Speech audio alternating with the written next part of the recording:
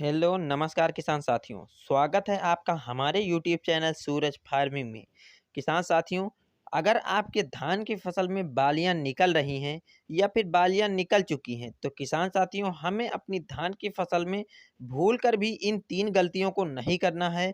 अगर आप इन तीन गलतियों को अपनी धान की फसल में बालियां निकलते टाइम या बालियां निकलने के बाद करते हैं तो आपको अपनी धान की फसल से लगभग 25 से 30% उत्पादन कम हो जाएगा।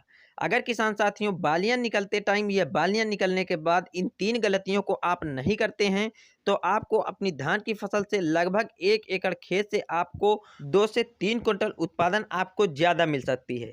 इसलिए किसान साथियों, अगर आप भी जानना चाहते हैं कि वो कौन सी तीन गलतियां हैं जिनको आपको अपनी धान की फसल में बालियां निकलते टाइम या बालियां निकलने के बाद नहीं करनी है, तो वीडियो को पूरा देखें ताकि संपूर्ण जानकारी प्राप्त हो सके। उससे पहले अगर आप इस वीडियो पर नए हैं तो वीडियो को लाइक कर चैनल को सब्सक्राइब कर बेल आइकन को जरूर दबा लें। किसान साथियों, धान की बालियां निकल रही हों या फिर हमारी धान की फसल में बालियां निकल चुकी हों, इस समय को किसान साथियों बहुत ही महत्वपूर्ण समय माना गया है। इस समय पर हमारे कुछ किसान साथी हैं जिन्हें नहीं पता है कि इस अवस्था में हमें अपने धान की फसल में क्या करना चाहिए, और वो इस समय पर तीन गलतियां कर बैठते हैं जिसके कारण हमारे किसानों को अपनी धान की फसल से अच्छा उत्पादन प्राप्त नहीं हो पाता है और उन्हें काफ़ी नुकसान का सामना करना पड़ता है। तो आइए किसान साथियों, जानते हैं कि वो कौन सी गलतियां हैं जिनको आपको अपनी धान की फसल में बालियां निकलते टाइम या बालियां निकलने के बाद नहीं करना है। तो वो है किसान साथियों, रोग बीमारी से बचाव। किसान साथियों, जब हमारी धान की फसल में बालियां निकल रही होती हैं, इस टाइम पर किसान साथियों, हमारी धान की फसल में कई सारे रोगों का अटैक होना शुरू हो जाता है। जैसे कि कुछ कीट जनित रोग होते हैं और कुछ फंगस रोग होते हैं। तो किसान साथियों, इस अवस्था में हमें अपने धान के फसल को रोग बीमारी से बचाना है और आपको अपने धान की फसल में रोग बीमारी बिल्कुल नहीं लगने देना है। क्योंकि किसान साथियों, जब हमारी धान की फसल में बालियां आना शुरू हो जाती हैं, इस टाइम पर हमारी धान की फसल में 3 से 4 रोगों का अटैक होना शुरू हो जाता है। जैसे कि कुछ प्रमुख रोगों की बात करें तो जैसे कि तना छेदक सुंडी, गोभ की सुंडी, पत्ता लपेट सुंडी, साथ ही शीत ब्लाइट का असर भी होता है। इसलिए किसान साथियों, अगर हम अपनी धान की फसल में इन रोगों के लगने की शुरुआती अवस्था में ही सही दवाओं का स्प्रे कर देते हैं, अगर सही दवाएं डाल देते हैं और इस रोगों को जड़ से खत्म कर देते हैं, तब हमें अपनी धान की फसल से अच्छी पैदावार मिलेगी और हमें अच्छा से अच्छा मुनाफा होगा। इसलिए किसान साथियों, अगर हम तना छेदक सुंडी, गोभ की सुंडी, पत्ता लपेट सुंडी की बात करें तो इसके लिए आपको मार्केट से कोई अच्छी सी दवा लाकर अपने धान के खेत में स्प्रे कर देना है। अगर किसान साथियों, आपके धान की फसल में शीत ब्लाइट का असर हो गया है तो आपको थायोफ्लोजामाइड का इस्तेमाल करना है। किसान साथियों, ये मार्केट में कई कंपनियों की आती हैं जैसे कि पल्सर मसूरी।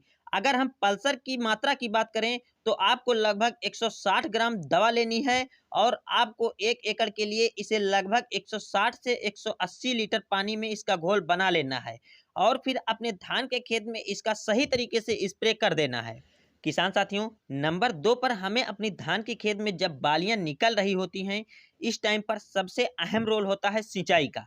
अगर आप इस टाइम पर सिंचाई सही तरीके से और सही मात्रा में अपनी धान की फसल में नहीं करेंगे तो जो आपकी धान की बालियां हैं वो छोटी पड़ जाएंगी और बालियों में दानों का भराव भी बहुत कम होगा और चावल की भी मजबूती कम हो जाएगी। इसलिए किसान साथियों, इस टाइम पर हमें अपनी धान की फसल में सही मात्रा में सही टाइम पर अगर अपने धान की फसल में पानी देते रहेंगे और उसमें बराबर नमी बनाए रखेंगे तो जो हमारी धान की फसल में बालियां हैं वह लंबी आएंगी और बालियों में दानों का भराव बहुत ही अच्छा होगा और प्रत्येक दाने जो होंगे वो बहुत ही चमकदार होंगे। नंबर 3 पर जो हमें अपनी धान की फसल में बालियां निकलते टाइम गलती नहीं करना है वो है पोषक तत्वों की कमी।